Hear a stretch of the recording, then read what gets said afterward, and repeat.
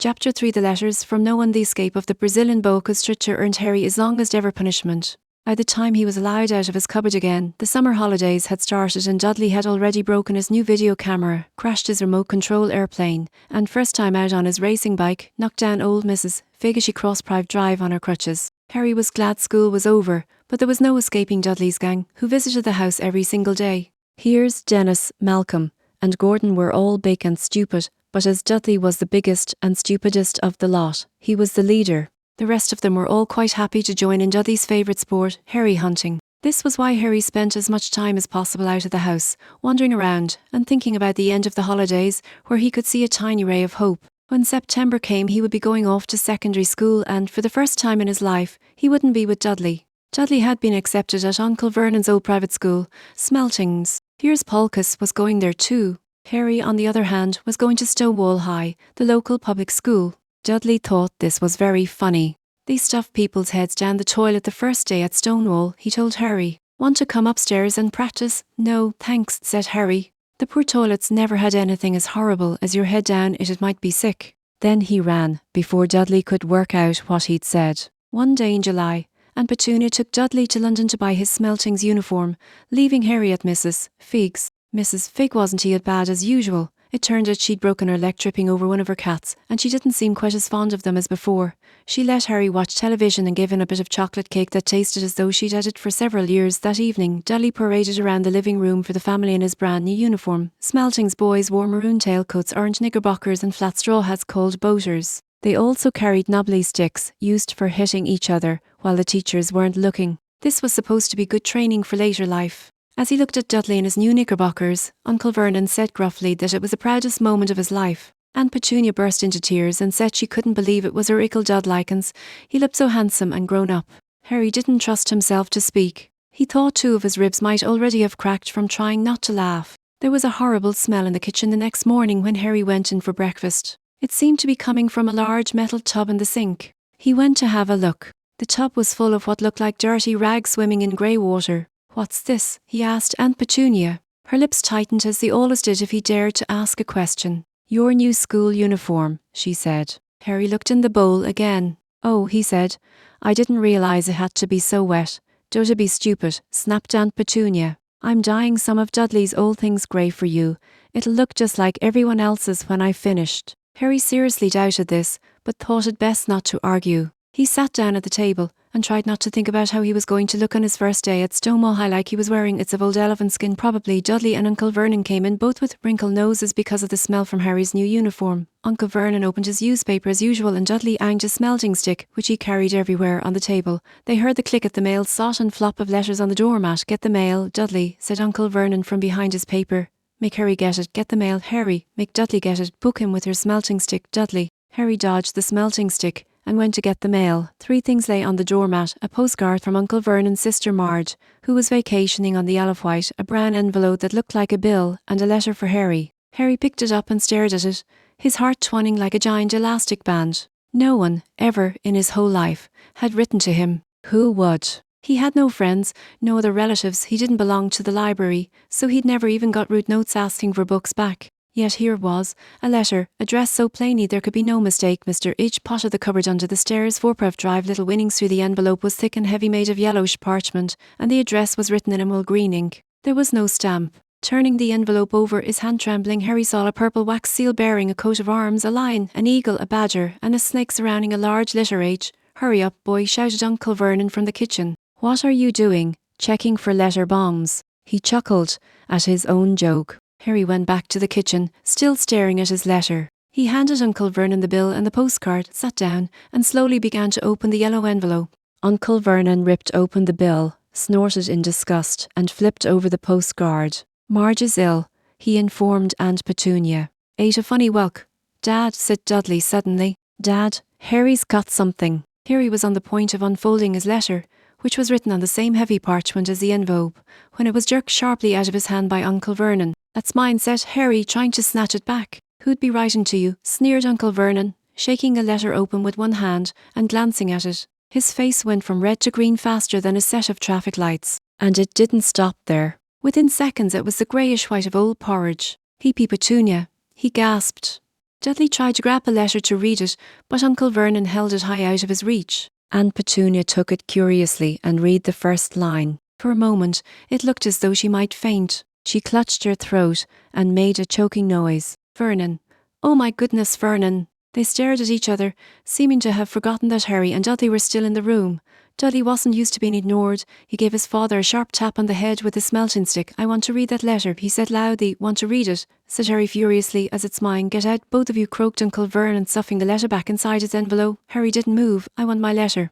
He shouted. Let me see it, demanded Dudley. Out, roared Uncle Vernon, and he took both Harry and Dudley by the scruffs of their necks and threw them into the hole, slamming the kitchen door behind them. Harry and Dudley promptly had a furious but sign fight over who would listen at the keyhole. Dudley won, so Harry, his glasses dangling from one ear, lay flat on his stomach to listen at the crap between door and floor. Vernon. And Petunia was saying in a quivering voice, look at the address, how could they possibly know where he sleeps? You don't think they're watching the house? Watching spy might be following us, muttered Uncle Vernon wildly. But what should we do, Vernon? Should we write back? Tell them we don't want. Harry could see Uncle Vernon's shiny black shoes pacing up and down the kitchen. No, he said finally. No, we'll ignore it. If they don't get an answer. Yes, that's best. We won't do anything. But I'm not having one in the house, Petunia. Didn't we swear, when we took him in we'd stamp out? That dangerous nonsense. That evening when he got back from work, Uncle Vernon did something he'd never done before. He visited Harry in his cupboard. Where's my letter? Said Harry the moment Uncle Vernon had squeezed through the door. Who's writing to me? No one. It was addressed to you by mistake, said Uncle Vernon shortly. I have burned it. It was not a mistake, said Harry angrily. It had my cupboard on it. Ceilings, yelled Uncle Vernon, and a couple of spiders fell from the ceiling. He took a few deep breaths and then forced his face into a smile, which looked quite painful. Yes, Harry, about this cupboard. Your aunt and I have been thinking, you're really getting a bit big for it. We think it might be nice if you move into Dudley's second bedroom. Why? Said Harry. Don't ask questions, snapped his uncle. Take this stuff upstairs, now. The Dursleys' house had 4 bedrooms, one for Uncle Vernon and Aunt Petunia, one for visitors, usually Uncle Vernon's sister Marge, one where Dudley slept, and one where Dudley kept all the toys and things that wouldn't fit into his first bedroom. It only took Harry one trip upstairs to move everything he owned from the cupboard to this room. He sat down on the bed and stared around him. Nearly everything in here was broken. The month-old video camera was lying on top of a small working tank Dudley had once driven over the next-door neighbour's dog. In the corner was Dudley's first-ever television set, which he put his foot through when his favourite programme had been cancelled. There was a large bird cage, which had once held a parrot that Dudley had swapped at school for a real rifle, which was up on a shelf with the end all bent because Dudley had sat on it. Other shelves were full of books. They were the only things in the room that looked as though they'd never been touched. From downstairs came the sound of Dudley bawling at his mother. I don't want him in there. I need that room. Make him get out. Harry sighed and stretched out on the bed. Yesterday he'd have given anything to be up here. Today he'd rather be back in his cupboard with that letter than up here without it. Next morning at breakfast everyone was rather quiet. Dudley was in shock. He'd screamed, whacked his father with his smelting stick, been sick on purpose, kicked his mother and thrown his tortoise to the greenhouse roof, and he still didn't have his room back. Harry was thinking about this time yesterday and literally wishing he'd opened the letter in the hall. Uncle Vernon and Aunt Petunia kept looking at each other darkly. When the mail arrived, Uncle Vernon, who seemed to be trying to be nice to Harry, made Dudley go and get it. They heard him banging things with his smelting stick all the way down the hall. Then he shouted, there's another one. Mr. H. Potter, the smallest bedroom, 4 Prov Drive. With a strangled cry, Uncle Vernon leapt from his seat and ran down the hall, Harry right behind him. Uncle Vernon had to wrestle Dudley to the ground to get the letter from him, which was made difficult by the fact that Harry had grabbed Uncle Vernon around the neck from behind. After a minute of confused fighting, in which everyone got hit a lot by the smelting stick, Uncle Vernon straightened up, gasping for breath, with Harry's letter clutched in his hand. Go to your cupboard, your bedroom, he wheezed at Harry. Dudley, go, just go. Harry walked round and round his new room. Someone knew he had moved out of his cupboard and they seemed to know he hadn't received his first letter. Surely that meant they'd try again, and this time he'd made sure they didn't fail. He had a plan. The repaired alarm clock rang at 6 o'clock the next morning. Harry turned it off quickly and dressed silently. He mustn't wake the Dursleys. He stole downstairs without turning on any of the lights. He was going to wait for the postman on the corner of Prov Drive and get the letters for number 4 first. His heart hammered as he crept across the dark hole toward the front door. Harry leapt into the air. He'd trodden on something big and squashy on the doormat, something alive. Lights clicked on upstairs, and to his horror Harry realised that the big squashy something had been his uncle's face. Uncle Vernon had been lying at the foot of the front door in a sleeping bag, clearly making sure that Harry didn't do exactly what he'd been trying to do. He shouted at Harry for about half an hour and then told him to go and make a cup of tea. Harry shuffled miserably off into the kitchen, and by the time he got back, the maid had arrived right into Uncle Vernon's lap. Harry could see 3 letters addressed in greening. At one he began, but Uncle Vernon was tearing the letters into pieces before his eyes. Uncle Vernon didn't go to work that day. He stayed at home and nailed up the mail slot. See, he explained to Aunt Petunia through a mouthful of nails, if they can't deliver them they'll just give up. I'm not sure that'll work, Vernon.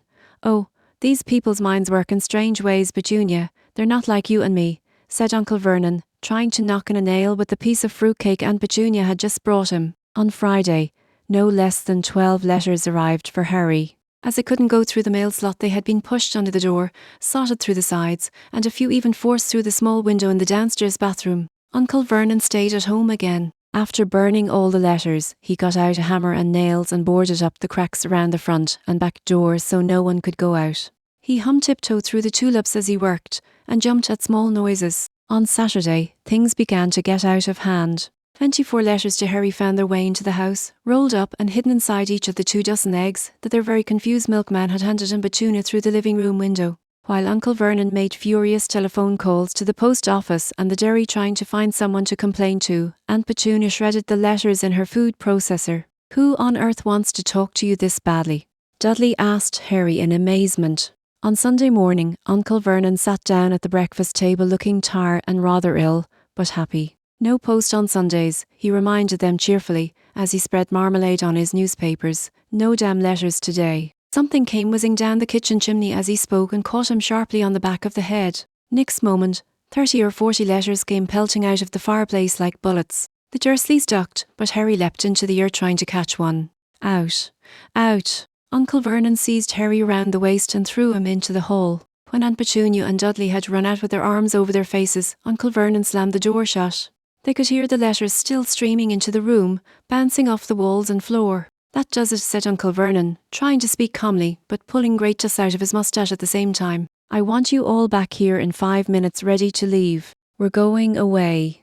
Just pack some clothes. No arguments. He looked so dangerous with half his moustache missing that no one dare argue. 10 minutes later they had wrenched their way through the boarded up doors and were in the car, speeding toward the highway. Dudley was sniffling in the back seat. His father had hit him on the head for holding them up while he tried to pack his television, fur and computer in his sports bag. They drove and they drove. Even Aunt Petunia didn't dare ask where they were going. Every now and then Uncle Vernon would take a sharp turn and drive in the opposite direction for a while. Shake him off, he would mutter whenever he did this.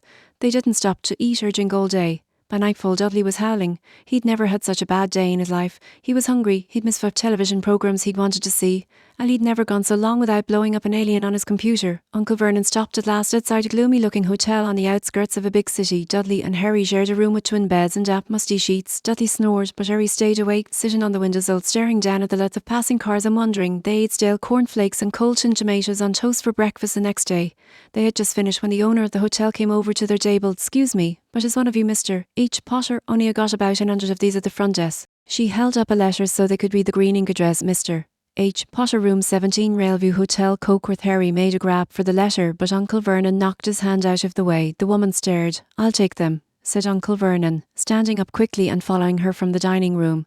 Wouldn't it be better just to go home, dear? Aunt Petunia suggested timidly, hours later, but Uncle Vernon didn't seem to hear her. Exactly what he was looking for, none of them knew. He drove them into the middle of a forest, got out, looked around, shook his head, got back in the car, and off they went again. The same thing happened in the middle of a ploughed field, halfway across a suspension bridge, and at the top of a multi-level parking garage. Daddy's gone mad, hasn't he? Dudley asked Aunt Petunia. Dudley late that afternoon. Uncle Vernon had parked at the coast, locked them all inside the car, and disappeared. It started to rain.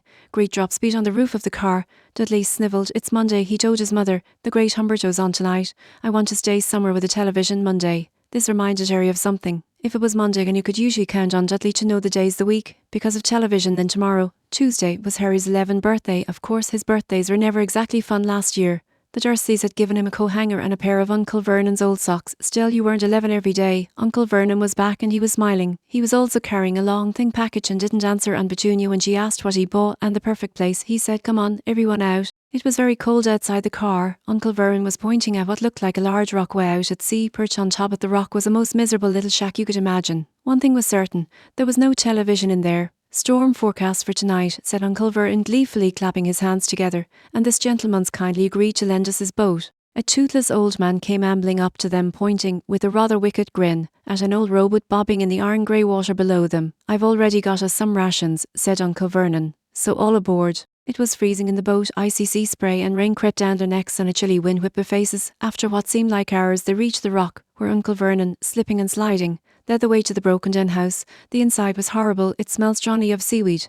The wind whistled through the gaps in the wooden walls, and the fireplace was damp and empty. There were only 2 rooms. Uncle Vernon's rations turned out to be a bag of chips each and 4 bananas. He tried to start a fire, but the empty chip bags just smoked and shriveled up. Could do with some of those letters out, he said cheerfully. He was in a very good mood. Obviously he thought nobody stood a chance of reaching them here in a storm to deliver mail. Harry privately agreed, though the thought didn't chew him up at all. As night fell, the promised storm blew up around them. Spray from the high waves splattered the walls of the hut and a fierce wind rattled the filthy windows, and Petunia found a few oldie blankets in a second room and made up a bed for Doddy on the moth-eaten sofa. She and Uncle Vernon went off to the lumpy bed next door, and Harry was left to find the softest bit of floor he could and to curl up under the thinnest, most ragged blanket. The storm raged more and more ferociously as the night went on. Harry couldn't sleep. He shivered and turned over, trying to get comfortable, his stomach rumbling with hunger. Dudley's snores were drowned by the low rolls of thunder that started near midnight. The lighted dial of Dudley's watch, which was dangling over the edge of the sofa on his fat wrist, told Harry he'd be 11 in 10 minutes' time. He lay and watched his birthday tick nearer, wondering if the Dursleys would remember at all, wondering where the letter writer was now. 5 minutes to go. Harry heard something creak outside. He hoped the roof wasn't going to fall in, although he might be warmer if it did. 4 minutes to go. Maybe the house in Private Drive would be so full of letters when they got back that he'd be able to steal one somehow. 3 minutes to go. Was that the sea, slapping hard on the rock like that? And 2 minutes to go. What was that funny crunching noise? Was the rock crumbling into the sea? 1 minute to go and he'd be 11. 30 seconds. 20. 10. 9. Maybe he'd wake Dudley up just to annoy him. 3. 2. 1. Whoa. No. The whole shack shivered and Harry sat bolt upright, staring at the door. Someone was outside, knocking to come in.